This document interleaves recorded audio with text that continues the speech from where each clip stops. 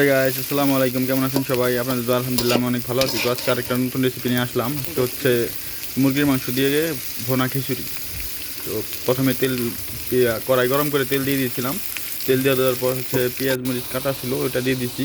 তারপর হচ্ছে আদা রসুন হলুদ মরিচ ধনিয়া গুঁড়া এগুলো দিয়ে সুন্দর করে দেখতেই পাচ্ছেন, মানে একবারে জালোটায় ফেলাইছি। আর ওইটা আপনাদের মানে দিতে চাইনি, শর্টকাট করার জন্য ভিডিওটা, এই জন্য।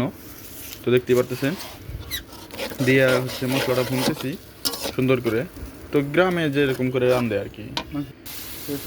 তো মশলাটা একদম সুন্দর করে ভোনা হয়ে গেছে, তেল ছেড়ে দিছে। তো এরপরে দিয়ে দিব হচ্ছে গিয়া মাংস। দেখতে পাচ্ছেন মাংসের টুকরাগুলো অনেক বড় বড় রাখছে, জানি খিচুড়ির সাথে অনেক ভালো লাগে। মনে হয় যে মাংস খাইতেছি প্লাস হচ্ছে গিয়া মাংস কষা আর হচ্ছে গিয়া খিচুড়ি খাইতেছি, এরকম করে রাখছি। দেখতে পাচ্ছেন অতগুলা মাংস দিছি, প্রায় 1 কিলো মাংস।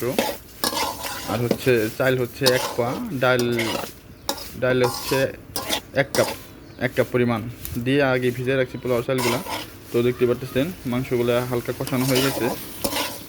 তো এই পারপাসে হচ্ছে দিব হালকা পানি না দিলে হচ্ছে কি মশলাগুলো পুড়ে যাবে। তো ক্যামেরার অ্যাঙ্গেলটা একটু ঢাকানো হইতেছে, তো হালকা পানি দিয়ে দিলাম। পানি দেওয়ার পর হচ্ছে কষাইতেছি। তো দেখতে পাচ্ছেন কত সুন্দর একটা কালার চলে আসছে। ডোমার কারণে দেখতে পাচ্ছেন না, সঠিক জানি না। তো আগেই ভিজানো রাখা ছিল ডাল, মুসুরি ডাল, মুগের ডাল আর হচ্ছে গিয়ে পোলাওর চাল। তো দুইটাই ভিজাই রাখছিলাম আগেই। তো এখন দিয়ে দিলাম। তো দেখতে পাচ্ছেন একবারে ভাজা ভাজা করবো সুন্দর করে। পুরো পানিটা নিচের পানিটা একবার শুকায় ফেলবো, তেল বের করে ফেলবো। যখন তেল দিয়েছিলাম বা মুরগির থেকে যখন তেল বেরোয়েছে সবখানি তেল যে পর্যন্ত না দেখা যাবে সেই পর্যন্ত হচ্ছে গিয়া নাড়তেই থাকবো, নাড়াচাড়া করবেন। তো খিচুড়িটা এত মজা হয়েছিল, ভাই বিশ্বাস করবেন না, একবার হলো ট্রাই করে দেখবেন।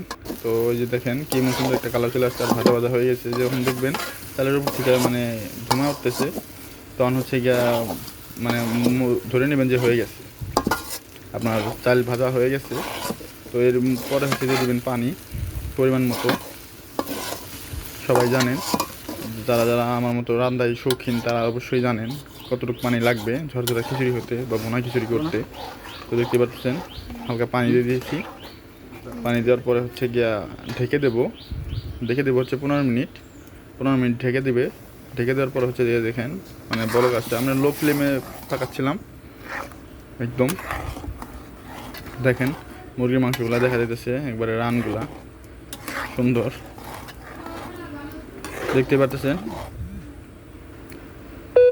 এরপর আবার ঢেকে দেবো কিছুক্ষণ, ঢেকে দিলাম কিছুক্ষণ। তো তারপর হচ্ছে 20 মিনিট পর দেখেন খিচুড়ির কী অবস্থা।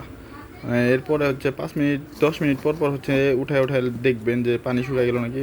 একবারে পার্মানেন্ট উঠায় ফেলবেন না ঢাকনা। তো আমরা 20 মিনিট পর একবারে ঢাকনাটা উঠায় ফেলছি।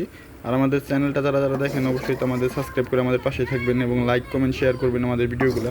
আর অবশ্যই আমাদের কমেন্ট করে জানাবেন যে আমাদের রেসিপিগুলো কেমন ভালো লাগে আপনাদের কাছে। তো আল্লাহ হাফেজ, সবাই ভালো থাকবেন।